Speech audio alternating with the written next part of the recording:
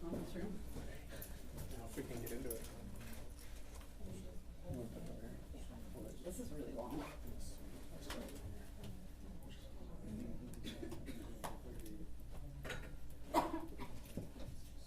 You're tech savvy there. It's a cord, minutes. It's a single cord.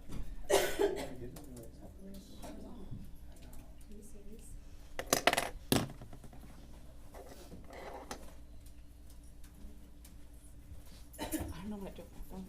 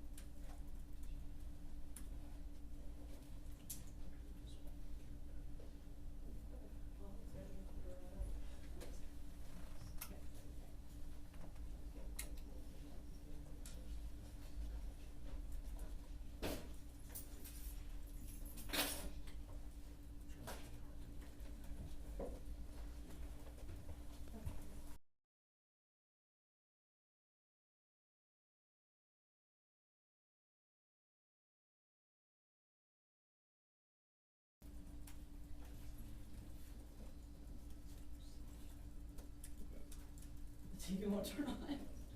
Sick. Of course. Stay forever. Try.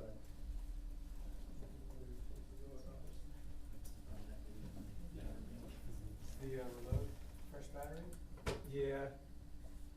Let's try this.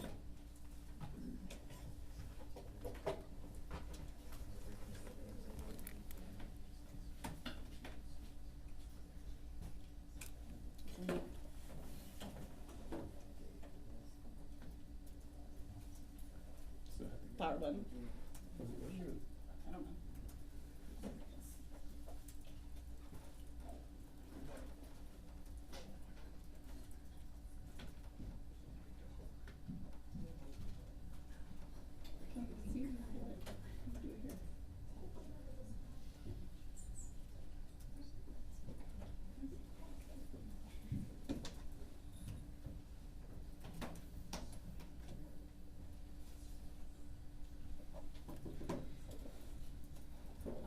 Unplug it and make sure it's logging and pull it up and then plug it back in.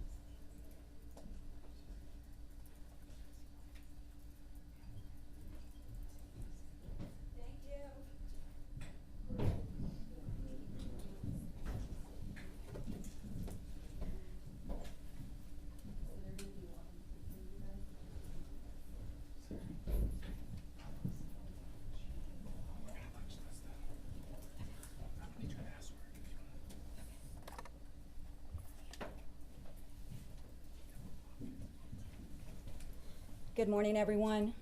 We're going to have a briefing regarding the shooting that took place this morning on West 6th Street. Joining us this morning is going to be Mayor Kirk Watson, APD Chief of Police Lisa Davis, Alex Doran, Acting Special Agent in Charge FBI San Antonio Field Office, and then EMS Chief Rob Lukritz. And we are going to take minimum questions. Just be mindful that this investigation is still ongoing when we are talking about this. And all the information we're providing is preliminary. Thank you.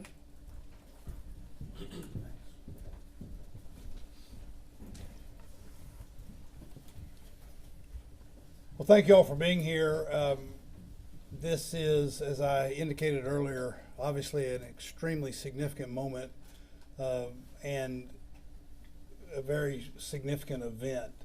It is one that has brought significant trauma to our city, and our hearts go out to the individual victims and their families as a result of this event. I want to reiterate something I said earlier this morning, and that is my deep thanks and pride in the work that has been done by our first responders and by our police. There is no question in my mind that the quick response of the police officers and of our EMS personnel and those professionals made a difference and saved lives.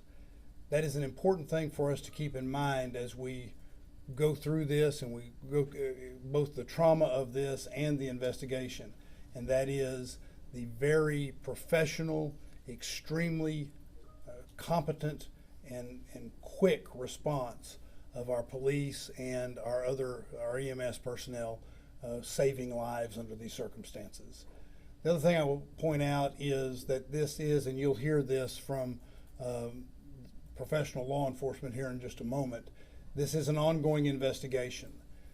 We are going to work to make sure that the public has information as thorough and as rapidly as is professionally appropriate as we continue with this investigation. But I'm going to let the professionals tell you more about that. I just want to make sure everybody understands we're doing this well and we're doing it right, but that sometimes takes time. But we will make sure that the public has the information as rapidly as is professional and appropriate. And with that, I'm going to turn it over to our police chief, Lisa Davis. Thank you, Mayor. As always, appreciate your leadership. Again, condolences to families. And there are families right now that are unfortunately identifying their loved ones. We have families that are at hospital rooms waiting for outcomes from surgery. That's the reality of what we're dealing with today. So let's talk about what happened, what we know. Around 1:58, we had a call came in that someone was shooting around the bar, Buford's bar. We know that a vehicle, a large SUV, drove several times around the block in that area. At one point, he put his flashers on, rolled down his window, and began using a pistol shooting out of his car windows, striking patrons of the bar that were on the patio and that were in front of the bar. He then proceeds westbound on 6th Street, goes to Wood Street where he parks his car, gets out, once again starts shooting his gun at some people that are walking by. He then walks east on 6th Street. At that point, everyone knows the amount of resources we use on East 6th Street, a large crowd, a large entertainment area here in Austin, where officers along with EMS and fire are staged for the weekend. And so you're talking, when this came out, we were about 55, 56 seconds away coming from east to west Austin, and that saved multiple lives. As the officers were responding, again, our suspect was coming toward East Austin, or East 6th Street. Officers were coming toward him, and at the intersection, he was shot, and he was killed. At this time, again, I want to thank our partners, our federal partners, our EMS, fire, crime scene, our victim services that are on scene. Again, this is really tough time for the city of Austin. At this point, I'll go ahead and turn it over to FBI for some comments from them as well. Thank you, Chief. Again, Alex Dorn, I'm the Acting Special Agent in charge for the San Antonio Field Office of the FBI. We want to extend our deepest condolences as well to the victims and their families of this tragic incident.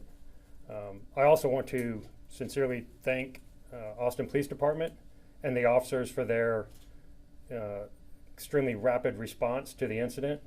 There is no doubt that those officers saved countless lives with their quick reaction and quick training to respond to the shooter and address the threat. The FBI is working in lockstep with our partners, with Austin Police Department. We have members from our evidence response team, as well as our many other specialty teams, including our digital forensics folks that are on scene, helping to address the scene and gather additional evidence. Obviously, it's still way too early in the process to determine an exact motivation, but there were indicators that on the subject and in his vehicle that indicate potential nexus to terrorism. Again, it's still too early to make a determination on that. That's why we are investigating it very closely with our partners with Austin Police Department. I just want to say, conclusion, we are committed to seeing this process through to the very end, and we will continue to work very closely with our partners with Austin Police Department. Thank you. I want to also ask our Chief Lukrich to come up and say a few words related to emergency medical services. Good morning, Rob Lukrich, Chief of Austin Travis County EMS. Again, our condolences go out to all the families that were involved in this. Austin Travis County EMS received the first calls at 1:59 in the morning. As Chief Davis stated earlier, we had medical care on site treating patients within 57 seconds as part of a program between Austin Travis County EMS and the Austin Police Department, where we have paramedics embedded with the teams during the peak of entertainment hours. All total, we had more than 20 EMS resources that responded to the scene. We had all critical patients off the scene within 24 minutes and all patients off the scene within 47 minutes. In total, there were 17 patients treated, 3 were pronounced on scene, and 14 were transported to local hospitals, 3 in critical condition. And with that, I'll turn this back over to Mayor Watson. Yeah, if you have some questions, we'll, as it was indicated, we're going to be able to answer a few questions. Again, I want to say that because this is an ongoing investigation, we want to get as much information out to everyone that is in a professional and appropriate way. So there may be some things that we defer on, but if you have questions, please feel free. And We're just going to point you out, so we'll take it started here. So we heard from a source that they were told that there were explosives under the suspect's car. Can you confirm that? So once the subject's car was identified, of course, we need to make sure that we're operating safely within that car. There were some things inside the car that gave us concern. So our EOD responded to ensure that there was no bomb material, that type of thing. So that was cleared pretty quickly, that we felt confident that was not an issue. So There were no bombs, no. Thank you. Was he ever in the bar with guns, or when did he? He never entered the bar. Like I said, he drove by, was firing outside the window with a pistol. Once he exited the vehicle after parking on Wood, he exited with a rifle at that point. Good. Do you have any questions? No? Yeah. Yeah? Good?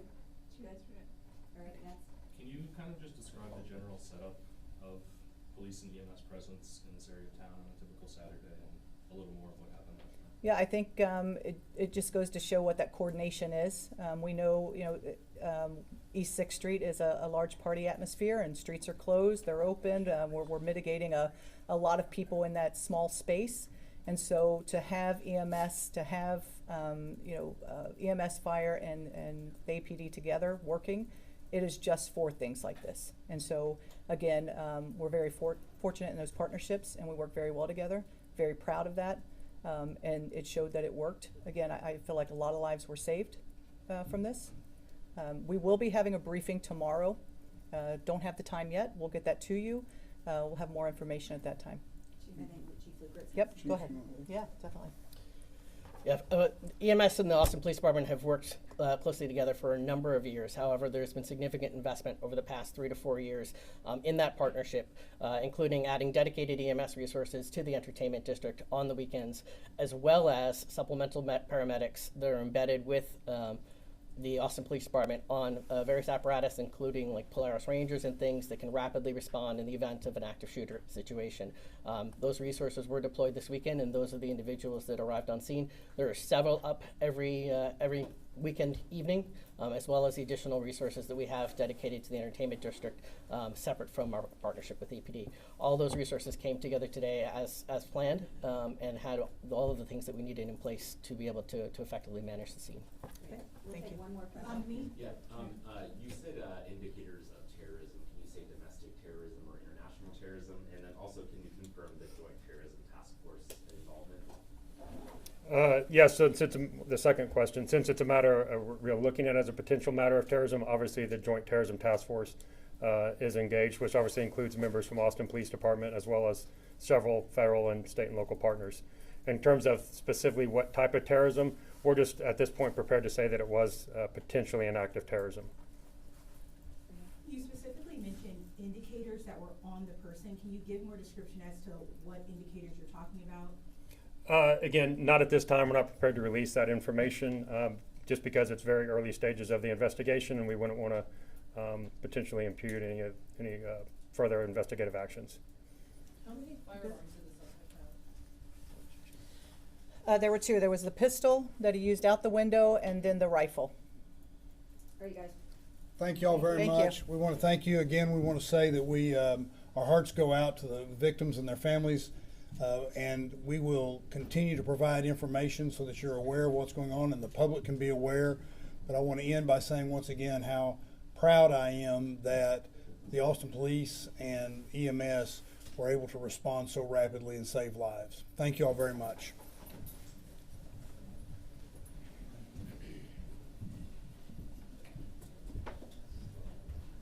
And everyone, I just want to make sure that you all know that anyone that might be searching for a loved one that may have potentially been involved in this shooting or related to them, we ask that you call our APD Victim Services Unit at 512-974-5037. Again, that phone number is 512-974-5037. Or you may come here to APD headquarters, which we're located at 715 East 8th Street. We are also, anyone that might have information or videos related to this incident, photos, whatever it is, if you're a witness, we ask that we're on our social media platform, we're putting up a QR code and how you can submit that information to us as well. All right? And we will let you